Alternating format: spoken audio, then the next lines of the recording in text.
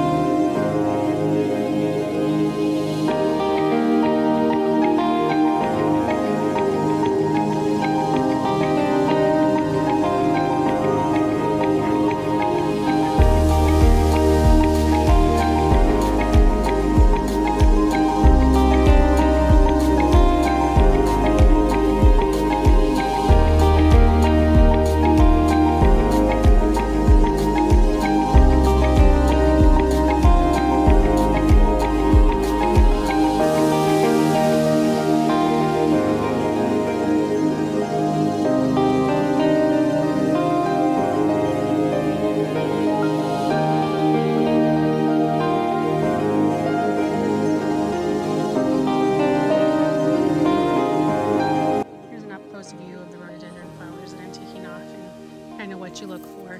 If you go down to the bottom, you can see this brown part. That should, because they're dry enough, just snap off right there. And then you can see right here and right here are the new growth that's already sprouting off. So if you wait long enough, then it's really easy to do. Otherwise they're kind of sticky and you might break too far down. But I'm just gonna take after this. This will take me a minute.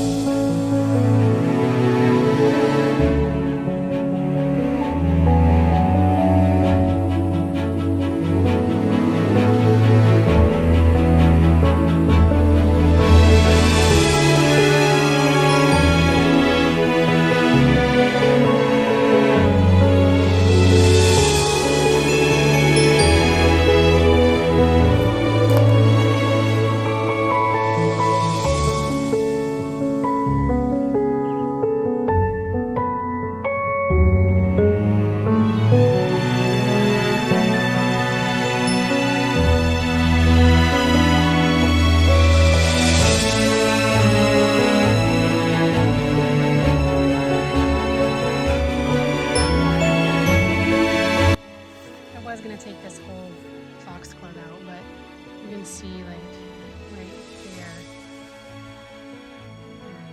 And, just around on the plant. There are some stalks that are going to start coming out, so I'm going to give this guy a chance and see. It doesn't look too bad all the way down, so we'll see if this one pushes out new growth and if we get a little bit more life out of this foxglove.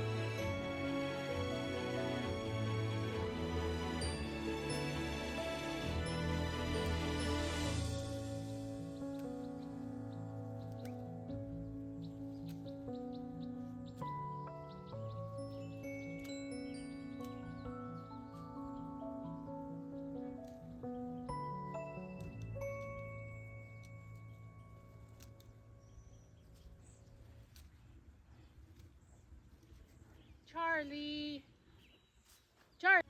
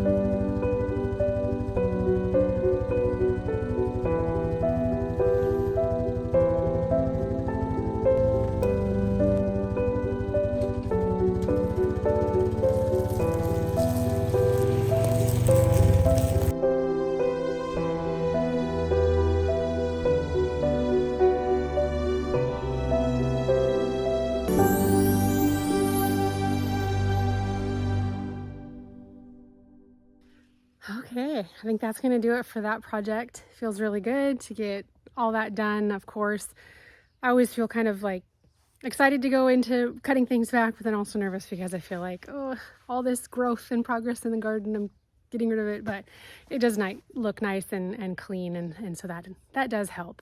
So I'm just gonna turn you around and show you what we accomplished. Okay, so we started right up here. I cut back this rose, and there's just one little cluster right there that's working on opening. And then we came down here and worked on these knockout roses, cut back all the spent chunks off of those so those can start pushing out their new growth and give us a nice big beautiful push of blooms again. Cut back this nepeta. I believe this is maybe even Six Hills Giant nepeta. It just really gets huge. So I'm going to come back in here with some flower supports that I have that I got from Gardener's Supply. I'll show you the one down the way that I'm going to put around, I think this one, probably not this one, but that one right in there. So I didn't quite finish the rhododendron project. This one can just kind of be done leisurely. I just left my container right there. So I'll just come out and plug away at that as time allows. I just really wanted to get the cutting back done. So there's another nepeta I cut back. Both of these spireas, I took off most of their spent blooms. I didn't really need to do all of them. Mostly it's just cutting into it to stimulate the new growth and so that we can get some new growth and some flushes of more blooms. Also that one right there. Came down here, cut back this nepeta. So this is the flower support that I have. That I have two more of those, and I'll put those around those other nepeta just so they don't flop onto the plant so much in front of them. Also got this spirea, this one here. I intended on stopping right here on this foxglove, but it was still so beautiful I just kept on going. Another spirea that got a little sheer. This right here also, this is I think it's a double play doozy. So that one, this one right here, there's some nepeta that still needs to be cut back, but it was still just covered in pollinators, so I left it. I continued on with this spirea down the way, this nepeta that reseeded itself right there, but it was splaying out, and hopefully now cutting that back, this rose can have a little bit more airflow and also get a little bit more sun so it can grow better. I did also go up there and take down some rose campion. Left that nepeta, swung around here and got all the way down to this spirea, as well as a hardy geranium that was right back there that I could see out of my bathroom window, and I just kept thinking I needed to cut that back. So anyway, got all of that done, and I always worry, like I said, that it's going to look sparse, but it still looks pretty full, and I know that it's a good opportunity for the other plants around them to be freed. All right, I'm done with that project, and I'm just going to move on to some watering, and then I don't know what else this day will hold, but probably not too much more garden work. So anyway, thanks for watching this video. I hope you enjoyed it, and we'll see you in the next one.